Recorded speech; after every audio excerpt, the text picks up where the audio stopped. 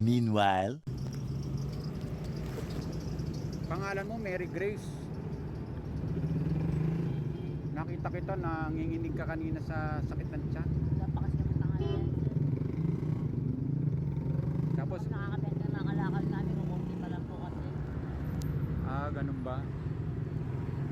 Okay na ba yung biskwit mo? Tsaka ito, may tubig na mainom mo. Nakatulong sa'yo.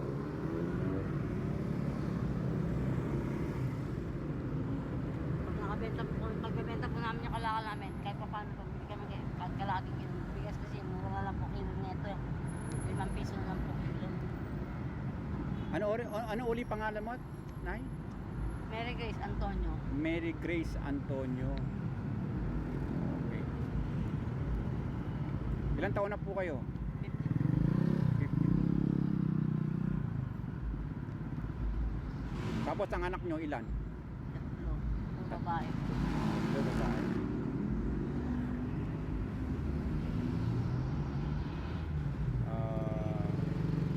Pasensya na kayo sa na kayanan namin ng biskwit ha, Malaking tulong na po ito. para makakain kayo mabuti.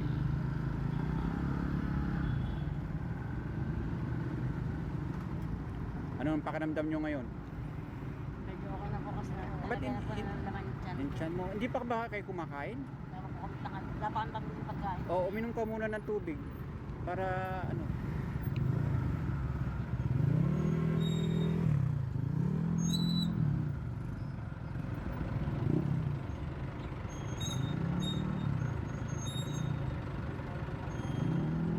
Yung mga kalakal po namin, pag may benta namin yun, baka mga 12 pesos pa, kukunti pa lang po.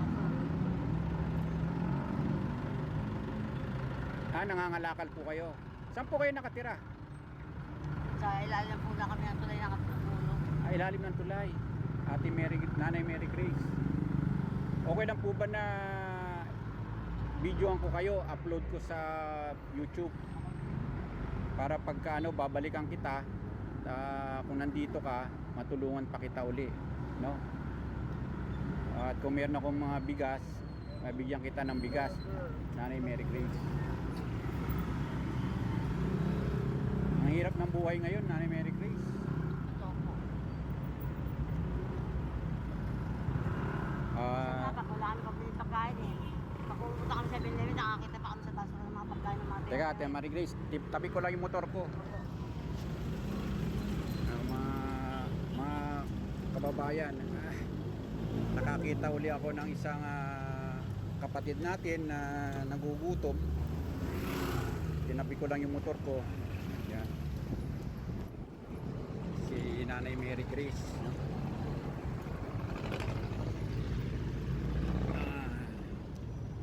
Paggabi, pagkain namin galing sa basura ng 7-Eleven. May 20 ka dyan. 20 pesos. O 50 pesos. Sa ngayon, wala kang trabaho na Hindi na po kasi kaya sa magkano kasi mga kamangit na mamanig tsaka sa arthritis po. na-arthritis. So, dito ka lang lagi sa lugar na to? Lakad-lakad po. Palakad-lakad ka na. Ito na, tanggapin mo pa to, no? Bukod sa binigay kong pera dyan sa iyo.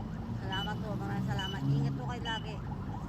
Tapos pagka nabalik kami, nakita kita, bigyan pa kita, tulungan kita.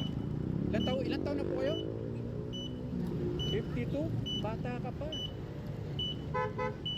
So ilang taon na kayo na byuda?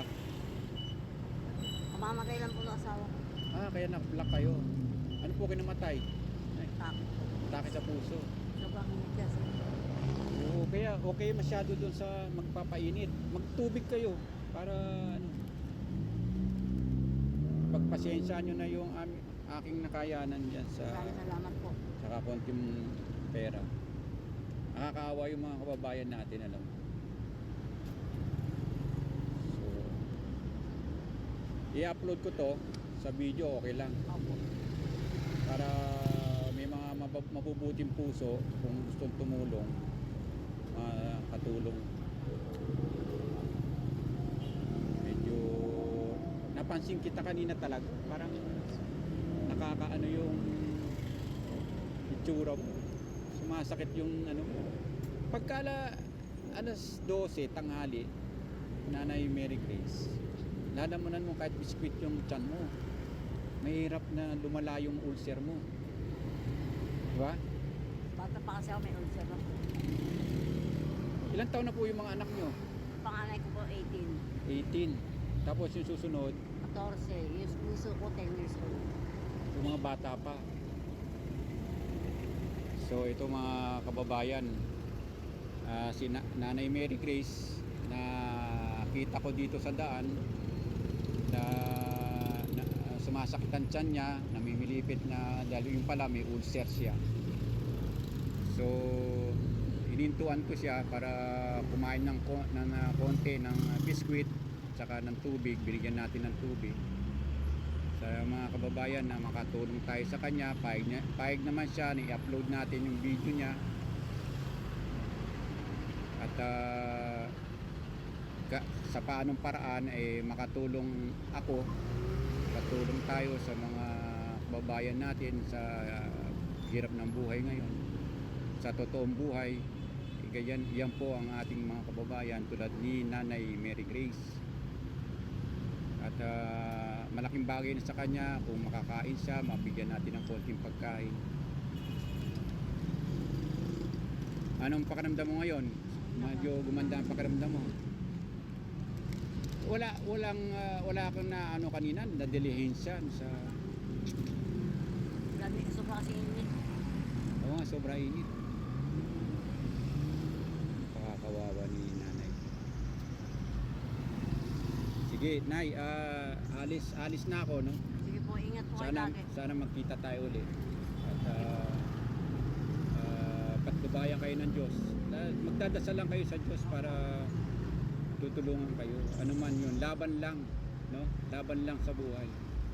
At para hindi kayo magkasakit, kahit konting tinapay, kakain kayo, lamanan nyo yung tiyan nyo, no? Yung ulcer nyo, pag lumalaya, mahirap.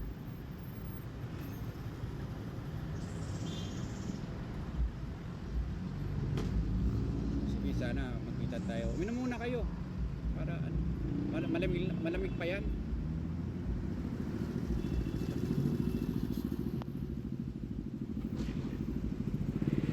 Ingat po kayo lagi, maraming salamat. Oo, maraming din salamat sa iyo, Nay, at sa ating pag-uusap at binigyan mo ako ng na matulungan ka. Mga anak mo kumain na ba?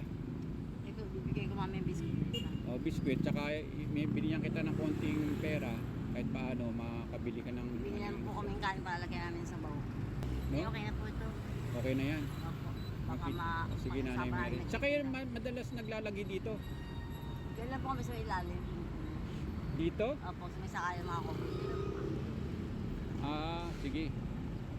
Iikot na lang ako pagka gusto ko, inahanapin ko kayo. Sige, Nay, ha? Sige po, ingat po kayo. Maraming salamat po. Sige. Ayun mga kasama. At tayo'y aalis na. Nakita natin na hirap ang buhay ni ate. No? May sakit siya. So, yun ang ating O sige, Nay. Sige po, ingat po. Maraming salamat Hanggang po. sa... Ingat kayo lagi. sa susunod uli. God bless po. Maraming salamat. Kami. Lakad na ako.